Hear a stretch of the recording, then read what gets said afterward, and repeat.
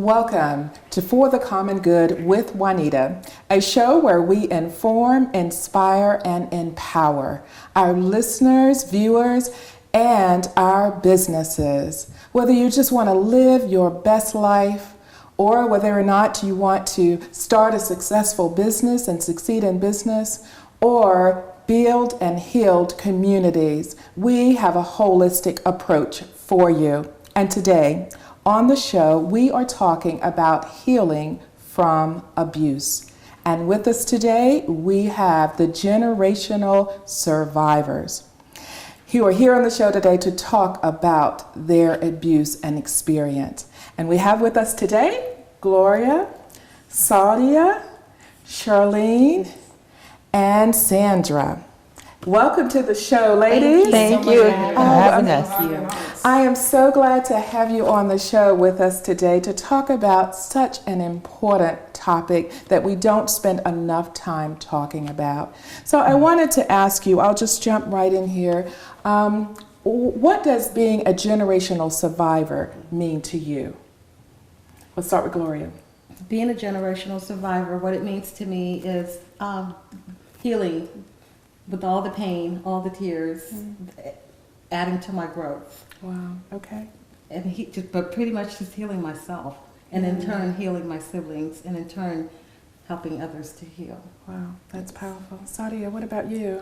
Being a generational survivor is having empowerment, is being able to empower, is being able to inspire, is being able to come together and be honest and real and raw about situations that people most often don't want to speak about. They don't want to hear about it because people want things to be crystal clear and bubbles and flowers. So we speak about, as generational survivors, the unspeakable, the untold stories. Right. Oh, that's powerful.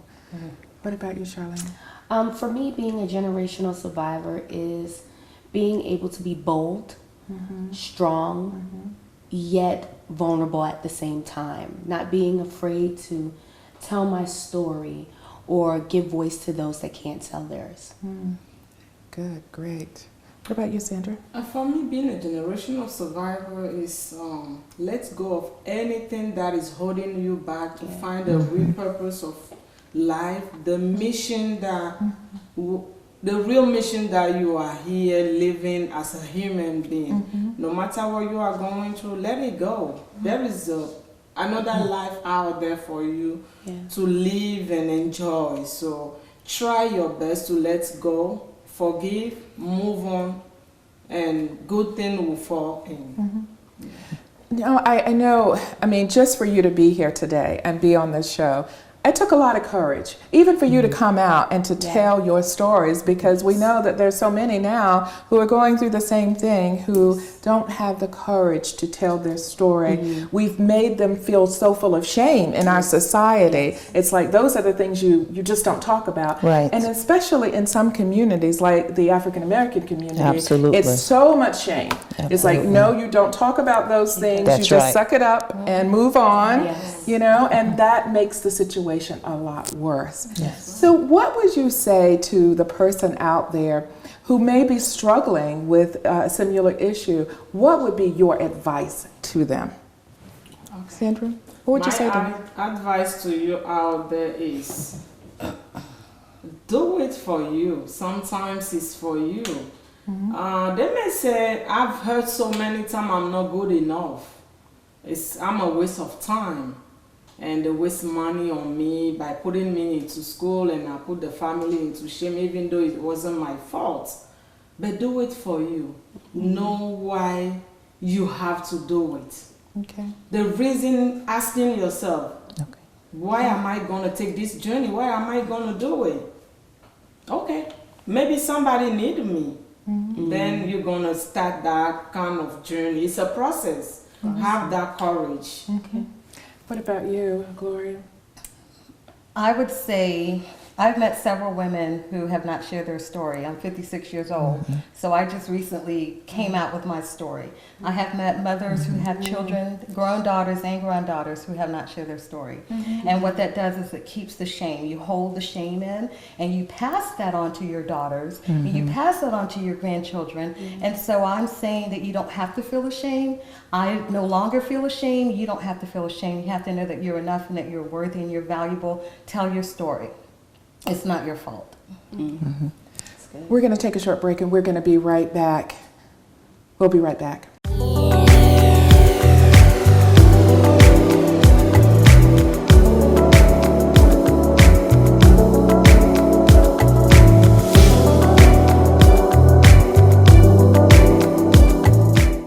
We're talking today to the generational survivors. And I'm asking the generational survivors, what advice would they give someone today who might be dealing with a similar issue of abuse? What would they say to them? Sadia, what would you say to them? I'm a mother, and the first thing I thought about as a generational survivor were my children. So as a mother, I would say, don't let your past define your purpose. Yes. No matter how traumatic your experiences were, you can always use those experiences, that trauma, and you can turn it around for your good. And you can speak powerfully about it and inspire someone else to show them how you got over. And that's what generational survivors is about. The boldness, the courageousness, the strength. The strength in your story and your past. Wow, that is powerful. I think what I would tell someone who is dealing with any type of abuse, sexual or physical abuse, is to know that you're not used goods. Oftentimes when we go through situations of pain, of frustration, we think that we're no longer good to be used. Right. That either God can't use us or that we can't be loved by someone else. And what I would want to let someone know is that you can be loved. You are still valuable. Your circumstance doesn't diminish your value, and that your voice needs to be heard so that you can help someone else to overcome by the power of your testimony. Wow, that's really powerful. I think for the person out there that's listening to this, that's right on the fence, trying to decide, whether or not to tell their story or to talk about their abuse, I want you to talk a little bit about your healing, your pathway to healing, because what we find is that each of us have a different way of healing. And so your healing may not be that for someone else. Right. But, let's not criticize how someone is healing, because their healing is their healing, right? Absolutely. So let's talk about that a little bit. What was healing like for you? How were you able to move through the pain to the healing? I'd say it's a great journey. Yes. It's a great journey because it will make you see a new you. And when you wake up and see that strong person, and you don't see that bitter person you used to be, and you wake up and say, I can do it. That's me. When I wake up, when I started, I said, I can do it. And I wake up, I take care of the kid, being a mother of 5. I wake up, I take care of them, and I take a good shower, go to the gym. Even I'm sick, when I open the gym door, it's like a new world for me. So it's physical fitness for you. It's so great. So please do it. Oh, wow. Do it for you. There's a challenge there. Get physically fit. What about you, Gloria? For me, my healing is through journaling and meditation and crying. Whatever it takes. That's my healing. I do honor, I respect, the ladies, and there are a lot of women that I meet that have pushed through their healings, their past, their pain, and they're very confident and strong. I still deal with those issues. And so it takes a lot of inner work for me to shed and all of that to know that I am worth it and I am enough and I'm valuable. So I still deal with through meditation. You're still working through I'm the still healing. working through mine. And I don't know if you'll ever completely heal. I mean, there's always triggers, that bring all of these things back to life. What about you, Sadia? God, family, forgiveness, positive affirmations, positive affirmations. I always have to affirm myself. I have to affirm me first. I don't look anymore for anyone to affirm me, and that's what I used to do when I was still trying to find that little girl who was scared. When that little girl who was scared was out front, that's what I was doing. I was looking for that affirmation from others that I am, like Gloria said, enough. I am beautiful. I am strong. I am bold. I am courageous. Wow, powerful. What about you, Charlene? I think the biggest thing for me is prayer. Spending time with God, laying all my burdens on Him. That way I don't have to carry them. And I think that's what helped me so far. Wow, that is so powerful. Thank All you. of you found a way through healing, and I'm sure it wasn't easy to do that. Not at all. And you know, for who would someone talk to? I mean, out there, and I think we have to really talk more about where do people go? What do they do? They're sitting out there, they're listening to the show. What's the first thing that they should do? I would say, you know, if you are in a situation Right. to where it's sexual abuse that's going on or physical abuse, report it. Report it. Yes, report it. immediately. That is the biggest thing, to report it. Don't just sit by and just sweep it under the rug. Report it. That's the first thing that you need to do, is actually say it. A lot of times, as people who have been abused, Right. we don't say it, because if you say it out loud, it's like it makes it more More real. real. That's it. So you don't say anything, but I think reporting it is the first thing to do. Wow. Yeah, that's a big step. Yes. Yes. That people run away from, obviously, and they don't want to report it. Yeah. And sometimes, you know, people have a way of protecting their abuser. Yeah. You Yes. know, if I report Stockholm it, then they syndrome. may end up going to jail, and it's going to be all my fault, and I've messed up their Exactly. life and, Right. and everything. And I did. Or the family will be mad at me. Right. Yeah, especially family. Yeah, And being married to a sailor, I was scared yeah. to report. I wish I report earlier. It won't go this way. Right. Yeah, but at the same time, you are seeing all the benefit, the kid and this and that. And at the same time, we are hurting the kid You're by hurting the protecting kids. someone. Right. That's and we've it. got to Yeah. think about all of that. It's Exactly. really about the kids, too. We'll be right back.